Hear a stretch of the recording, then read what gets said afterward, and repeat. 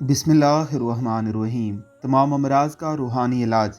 رسول اکرم صلی اللہ علیہ وآلہ وسلم نے ارشاد فرمایا، جس شخص نے کسی ایسے مریض کی عیادت کی جس کو اس مرض میں موت نہیں آتی ہے، اس نے اس کے پاس ہوتے ہوئے 7 مرتبہ یوں پڑھا: اسأل اللہ العظیم رب العرش العظیم ان یشفیک۔